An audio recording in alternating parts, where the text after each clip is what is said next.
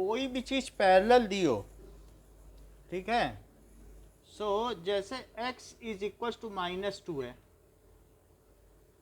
तो आपका x यही रहेगा, y बदल जाए लेकिन x यही रहेगा।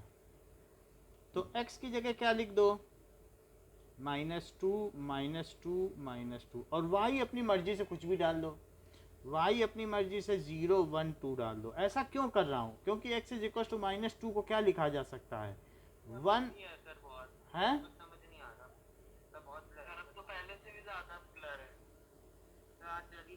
एक मिनट, जस्ट एक ट्रायल और करते हैं।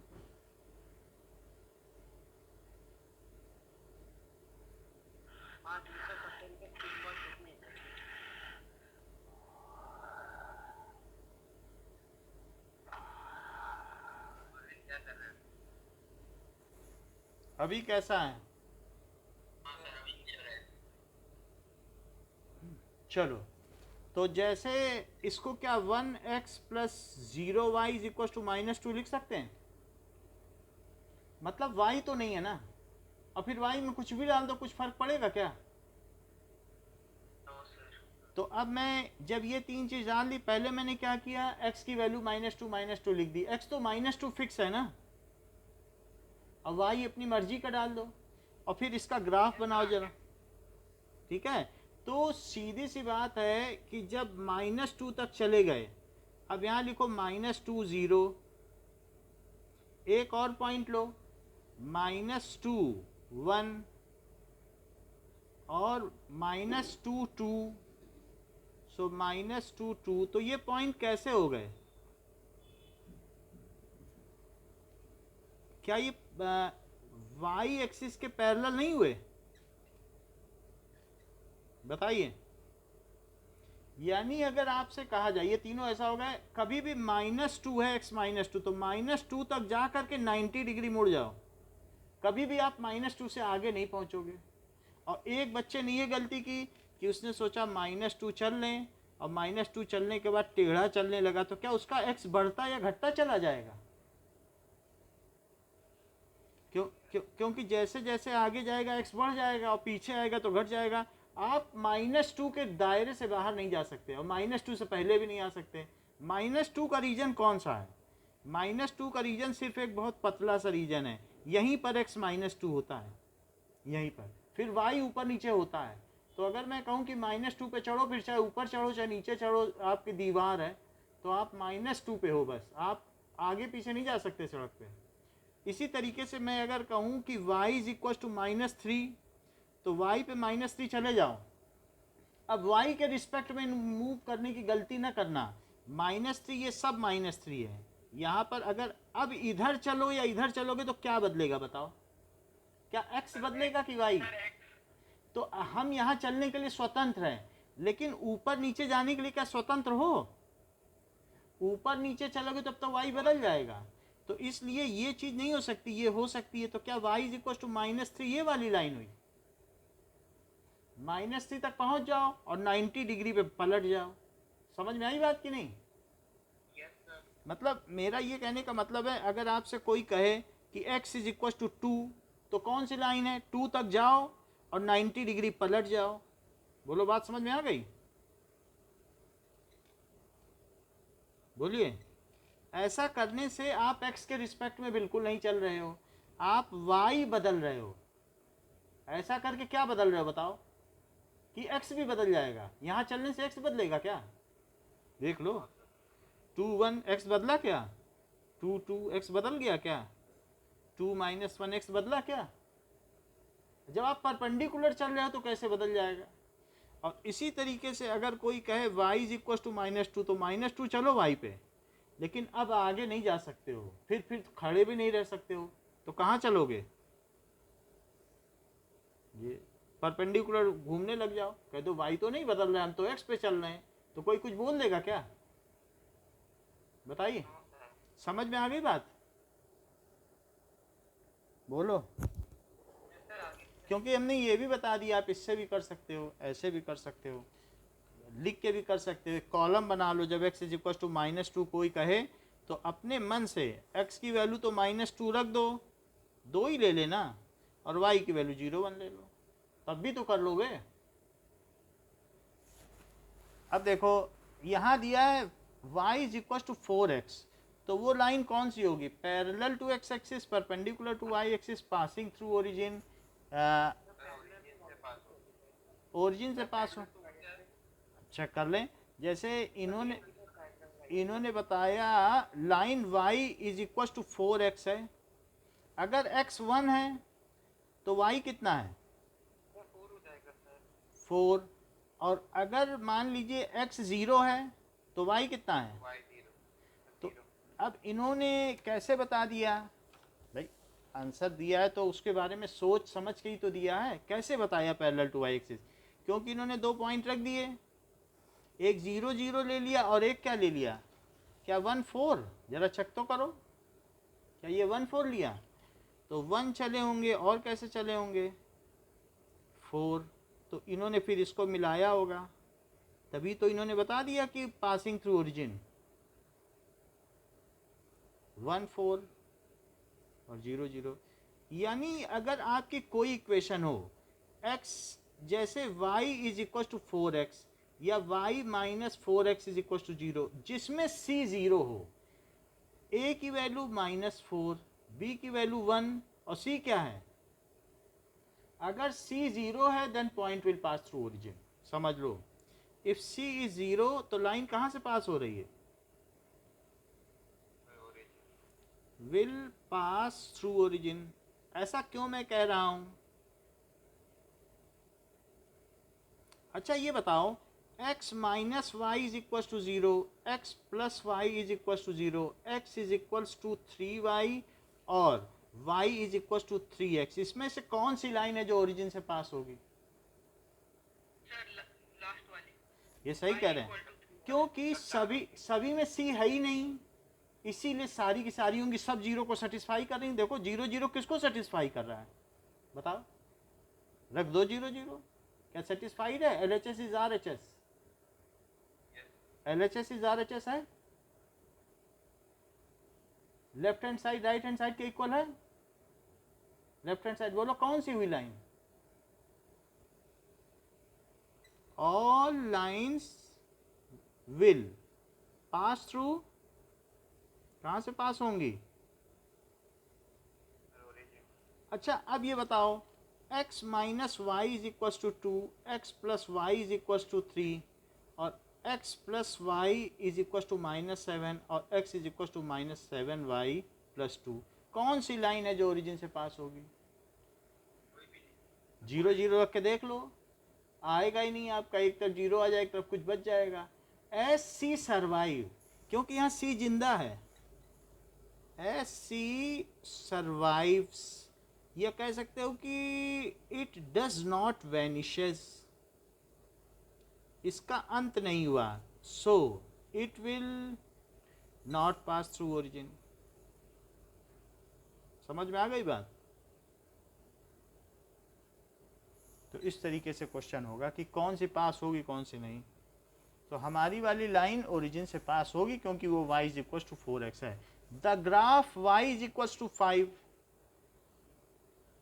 अब ये पूछ लिया गया है the graph y is equal to 5 इस पैरेलल टू, ये किसके पैरेलल होगा? चेक कर लें, y पे 5 चलो और लॉक कर दो, आगे ना जाना ना पीछे जाना, 5 चल जाओ और वहीं परपेंडिकुलर मुड़ जाओ। कोई बोल नहीं सकता कि आप y के रिस्पेक्ट में आगे या पीछे गए हो, कहे तो हम तो यहाँ घूम रहे हैं, y के रिस्पेक्ट में कहाँ ऊपर नीचे जा रहे हैं। तो 0, तो ये ओरिजिन है, तो ये किसके पैरेलल हुई बताइए? Yes it is correct. So parallel to x axis.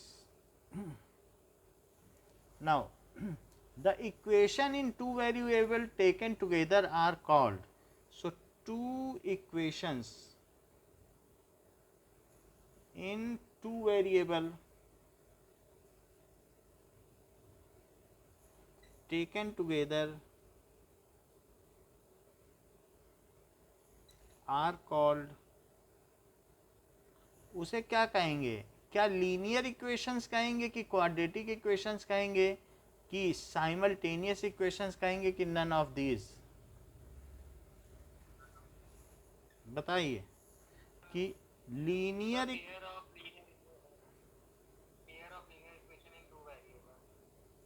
कहेंगे कि क्वाड्रेटिक इक्वेशंस कहेंगे?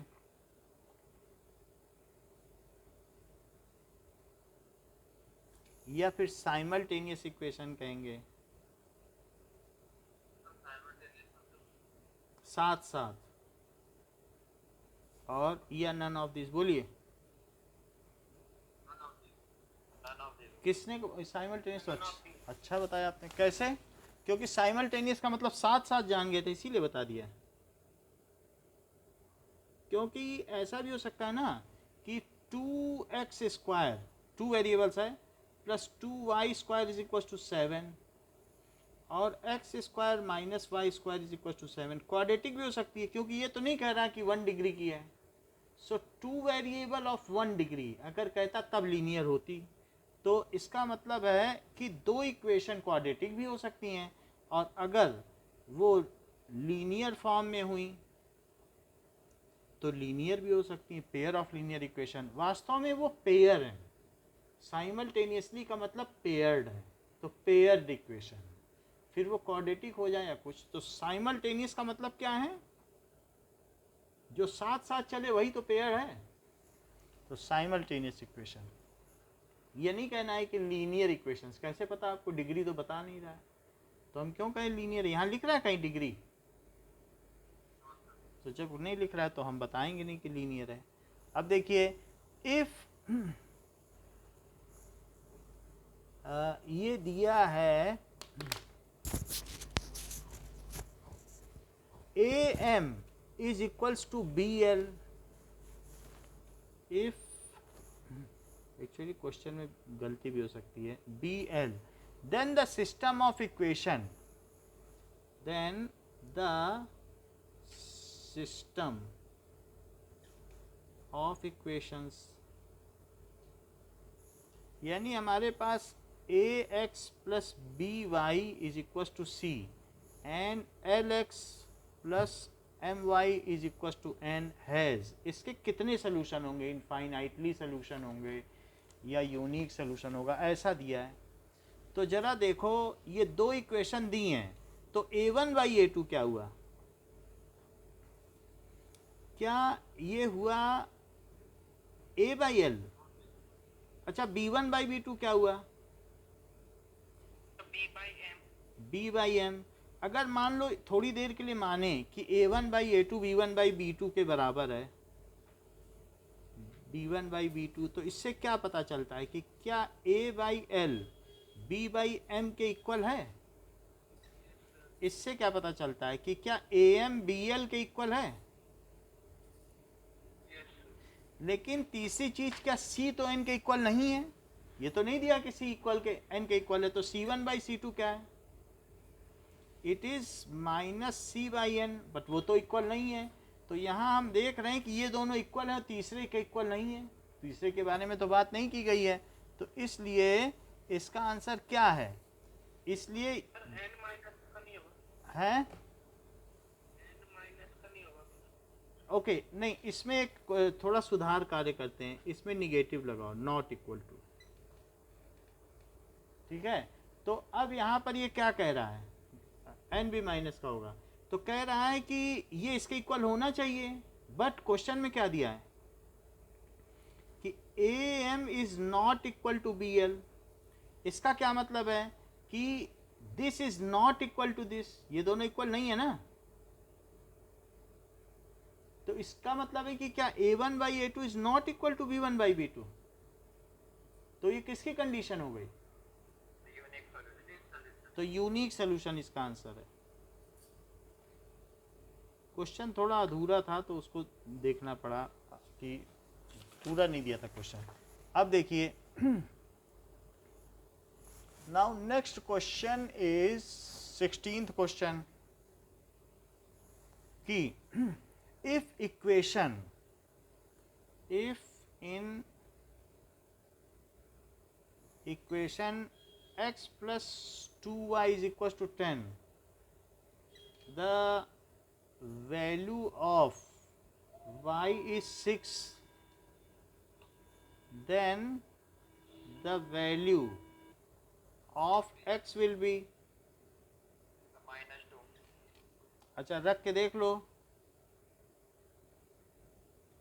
सो x plus 2 into 6 is equal to 10, तो x इज इक्वल टू -2. ये बात सही है. So this will be -2. A is the answer. Now question दे रहा है the graph of equation.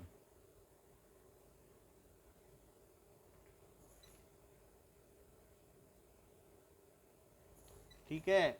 2x plus 3y is equals to 5 इज ये कैसा ग्राफ होगा?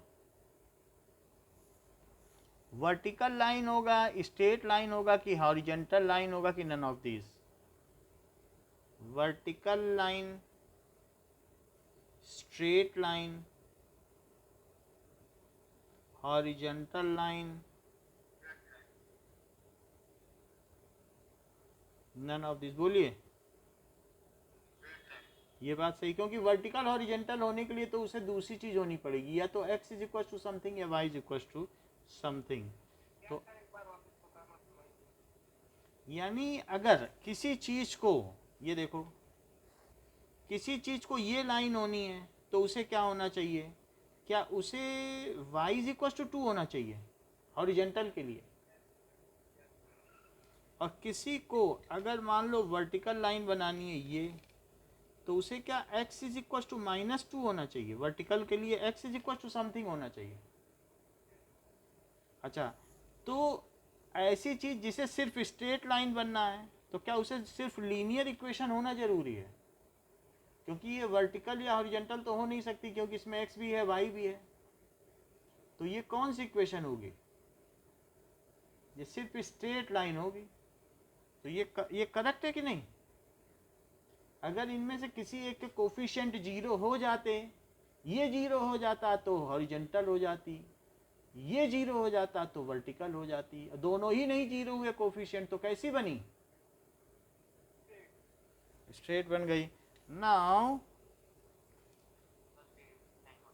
द ग्राफ ऑफ, अब देखिए, the graph of x square plus x plus 7 is equal to 0 is, ऐसा हो तो उसका क्या ग्राफ होगा? स्ट्रेट लाइन, ठीक है, पैराबोला, ठीक है, सर्कल, नन ऑफ दिस. बोलो. पैराबोला. ये बात सही है, क्योंकि स्क्वायर वाले जितने भी होते हैं उनका कैसा ग्राफ बनता है? पैराबोला बनता है. जैसे कोई चीज़, कोई बॉल फेंकी गई हो या ऐसा कुछ हो तो पैराबोला बनता है. और जो 1 डिग्री के होते हैं वो स्ट्रेट लाइन बनते हैं. Now the value of k for which, okay,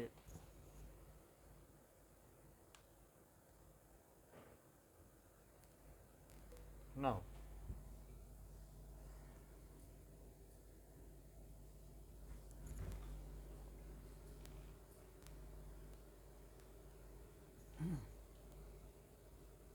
the value of k for which equation 3x plus 5y is equals to 0 and kx plus 10y is equals to 0 has a non-zero solution, has a non-zero solution, यानी इनका solution कुछ ना कुछ निकल आए. तो is, इनका कुछ सलूशन आए और वो 0 ना हो, तो k की वैल्यू क्या होनी चाहिए? अब जरा देखें कि k की यहाँ क्या वैल्यू होनी चाहिए. That is non zero solution का मतलब है कि x is equal to 0, y is equal to 0. ये होता है जीरो सोल्यूशन. इसको क्या कहते हैं? जीरो सोल्यूशन, या इसका दूसरा नाम क्या है? Trivial solution. क्या कहते हैं? और अगर कुछ और आ जाए, x is equal to 0, y is equal to 2, या x is equal to 1, y is equal to -2, ये सब कुछ भी आ जाए, एक कम से कम नॉन जीरो रहे, तब क्या कहते हैं? Non trivial solution. या फिर इसे और दूसरा नाम क्या दिया गया है? Non zero solution.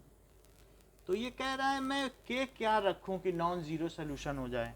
So let us सी कि इनका नॉन जीरो सॉल्यूशन तो हो नहीं सकता, क्योंकि दोनों कहाँ से पास होंगी? क्या दोनों ओरिजिन से पास होंगी? तो अब चेक करो, अगर मैं के इसमें क्या रख दूं कि के की वैल्यू ऐसी रख दूं, देखिए जरा, कि ये जस्ट इसका डबल हो जाए, तो क्या वो दोनों लाइन कोइंसिडेंट हो जाएंगी? भाई आप इसका डबल कर लें तो तब तो बहुत सारी इनफाइनाइट सोल्यूशन हो जाएंगे। वही एक रीजन हो सकता है, नहीं तो और कोई रीजन नहीं है। तो इसलिए नहीं तो 0 0 तो इसका सोल्यूशन है ही है, क्योंकि दोनों ओरिजिन से पास करेंगे। इनमें सी सर्वाइव कर रहा है क्या? तो both will pass through origin, तो एक सोल्यूशन तो इनका पक्का है, origin, so they have at least one solution। और वो solution क्या है? क्या 0 0? क्योंकि दोनों origin से पास कर रही, ये भी origin से गई और दूसरी भी origin से गई, क्योंकि दोनों में C 0 है। लेकिन हम ऐसा नहीं चाहते, हम चाहते नॉन जीरो भी कुछ मिल जाए। तो अब मुझे क्या करना पड़ेगा? So further the case may be coincident line। the case of non zero solution क्या होगा? is coincident line, coincident line ही हो जाए। तो ये केस तो हमारा सही नहीं है। तो कोइंसिडेंट लाइन के लिए मैं क्या करना चाहिए? 3x + 5y is equal to 0, और इसी का डबल कर दो।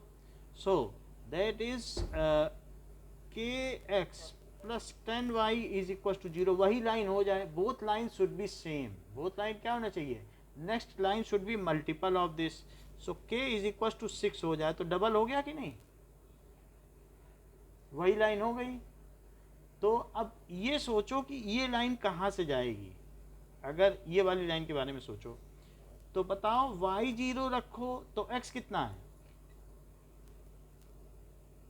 क्या 3? रख के देख लो। और अगर x 0 रखो तो y क्या है?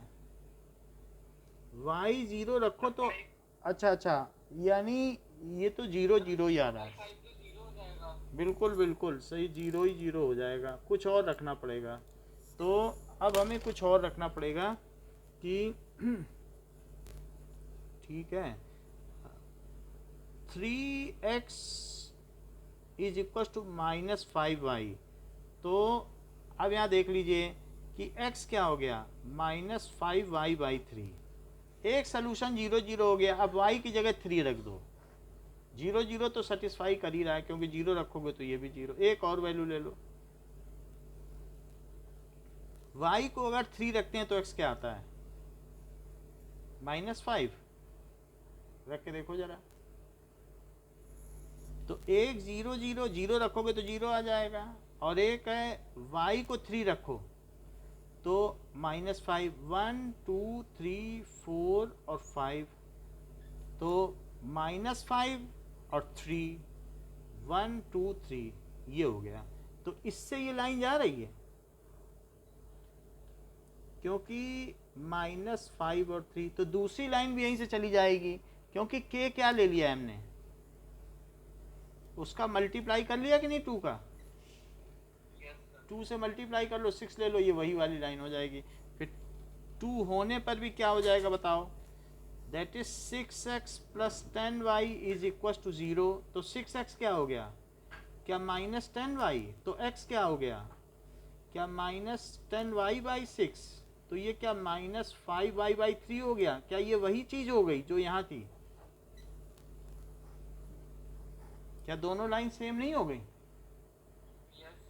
तो इस तरीके से हम ये कह सकते हैं कि the lines will be coincident, यानी नॉन जीरो सोल्यूशन के लिए उन्हें क्या होना पड़ेगा? They should have infinitely many solution. ये चीज है। अब देखो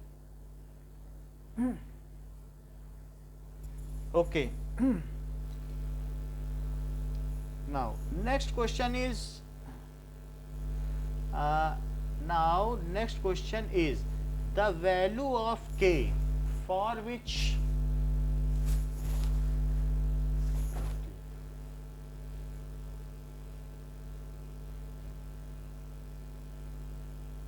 value of k for which the equation for which the equations 3k plus 1x, कल मॉर्निंग की एक क्लास आपकी रखेंगे, प्लस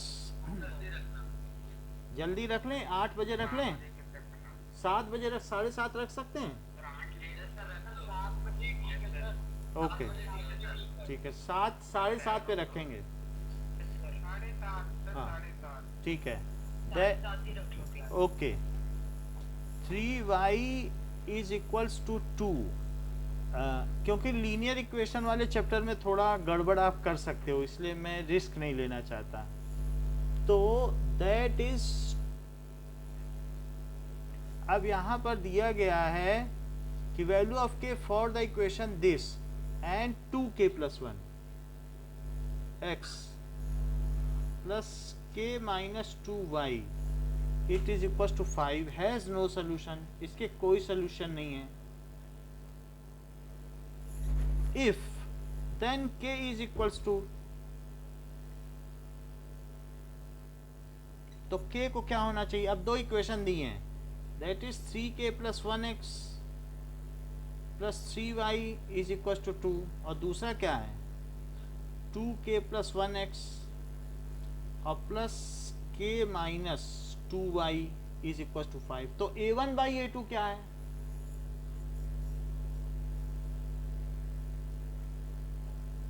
टू के प्लस 1, आपस में बात ना करें, that is b1 by b2 क्या है?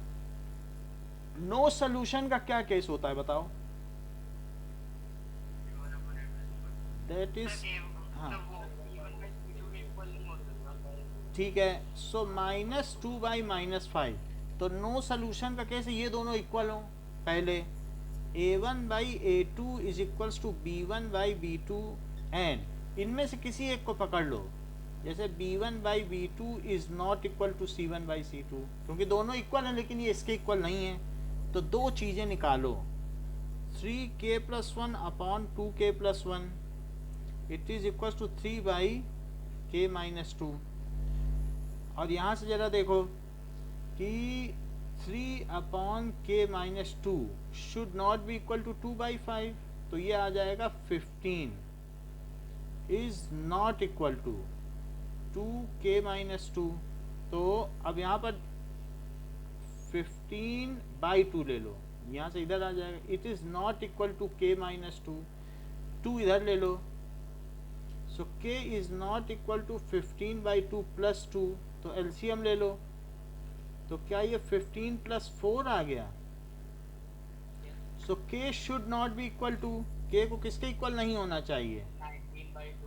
19 बाई 2। अब यहाँ देखिए कि हमारे पास ये सारी वैल्यू हैं, सो दैट इज 3k minus 1 और k minus 2 is equals to 3 और 2k plus 1।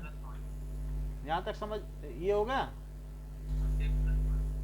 That is 3k square, और इसका इससे मल्टीप्लाई करो, 6k minus k plus 2 it is equal to 6k और प्लस 3, क्या ये चीज आ गई?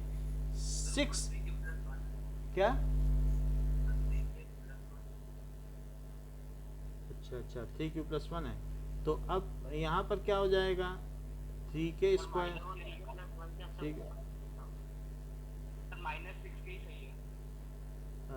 चलो अब देख लेते हैं, 3k स्क्वायर और -6k और प्लस k और -2, ये चीज़ है। -2 हो गया। अब देखो 3k² -6k भी इधर आ जाएगा, तो ये पहले तो लिखो -5k और -6k और -2 -3 is equal to 0। So 3k² -11k -5 is equal to 0। क्या इनका कुछ बन रहा है? 3 5 या 15 से कुछ बन रहा है? -15 से, -15 से कुछ नहीं बन रहा है ना। तो इसका मतलब है कि अगर आपको इसका जो सलूशन है, वास्तव में थोड़ा सा ये गड़बड़ सवाल दिया गया है, लेकिन करना ऐसे, ये K2 दिया है तो ज़रूर यहाँ कुछ गड़बड़ी की है। K2 से नहीं पता चल रहा है कि क्या सही आंसर है, तो हम लोग जस्ट एक अंदाज़ा लगा सकते हैं, लेकिन आंसर सही नहीं है यहाँ पे। तो हमें, और इसके आंसर सिंपल है, तो सिंपल आंसर है। चाहो तो एक बार इसकी क्वाड्रेटिक फार्मूला लगा दो, तो x की k की वैल्यू क्या हो जाएगी? क्या -b और प्लस माइनस रूट -11² -4ac और अपॉन क्या हो जाएगा? 2 × 3। अगर इससे सिंपल सोल्यूशन आ जाए तो आ जाए, अदरवाइज नहीं आएगा तो फिर नहीं आएगा। ठीक है, अब जरा देखो कि k की वैल्यू क्या आ रही है। k की वैल्यू 11 ± रूट 121 और 4 3 जा 12, 12 5 जा 60। इससे एक सिंपल सोल्यूशन तो नहीं बन रहा है, क्योंकि 11 ± रूट 61/6, तो ये तो नहीं सॉल्व हो रहा है। इसका मतलब है सवाल में गलती है। हाउएवर अगर इस तरीके के सवाल आएंगे तो आप ऐसे ही करेंगे, यानी हमने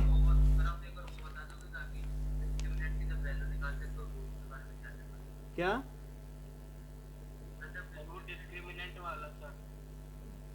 डिस्क्रिमिनेंट, अच्छा ये तो आपको समझ में आ गया कि मान लो ये दिया गया है कि नो सोल्यूशन का केस, तो इसके इक्वेट किया और इसके डज नॉट इक्वेट किया, फिर दो चीज़ें निकाल ली। समझ में आ गई बात, भले ही सवाल गलत हो। अब देखो, अगर हमारे पास एक ये चीज़ दी है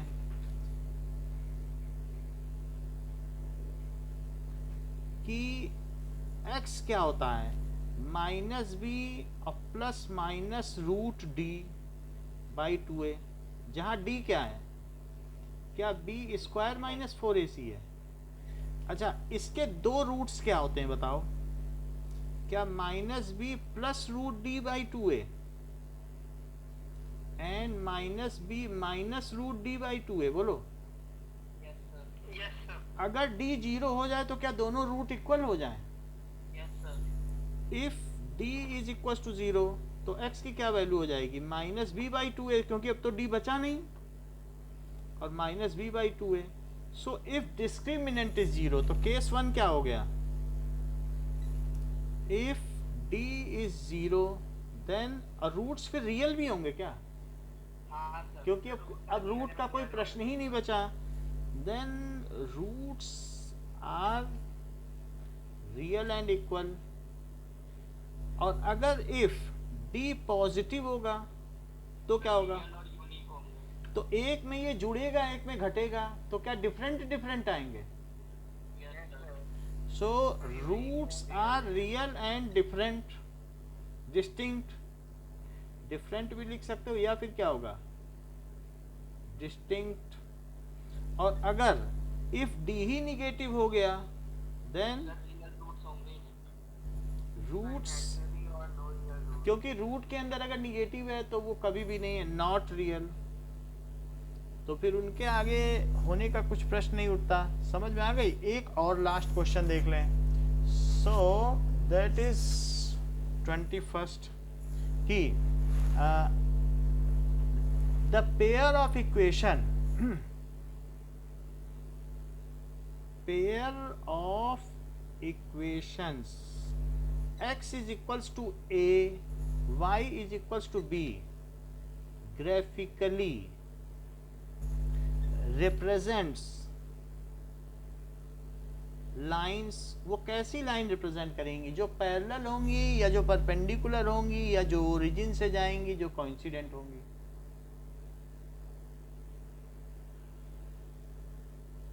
क्या आंसर आ सकता है प्रॉब्लम सर कि parallel lines, perpendicular lines sir perfect या पासिंग थ्रू ओरिजिन सर सी और या कोइंसिडेंट। देखो ये ठीक बता नहीं यश, क्योंकि अगर x इज इक्वल, सी कैसे हो जाएगा सर? सी में तो ए और बी इक्वल रहेंगे ही नहीं। चलो ठीक है, लेकिन इक्वल हो जाता है एक तो आइडिया तो उन्होंने लगाया कि मतलब मान लो यहाँ पर y b पे है, ये b मान लो, b चले और फिर परपेंडिकुलर हो लिए तो y b हुआ कि नहीं। x में कितना चले, a चले और फिर a चलने के बाद परपेंडिकुलर हो लिए, तो पर हुए कि नहीं परपेंडिकुलर। यस सर a चल लिए और फिर तुरंत हम मुड़ गए, यहाँ b चल लिए और b चलने के बाद हम मुड़ गए, a चलने के बाद मुड़ गए, तो ये x is equal to a, हम आगे चले ही नहीं, हमने लॉक कर दिया, तो क्या परपेंडिकुलर नहीं है। तो यश ने क्या गलत बताया, उसने यही तो बताया, बोलो। हाँ सर यही बताया। तो फिर सही बात है। तो ये चीज़ हो गई। मैं मॉर्निंग की क्लास का डिटेल अभी 7:30 का भेज देता हूँ आपके पास। Okay, thank you. Thank you sir. Welcome, thank you sir. Welcome बेटा।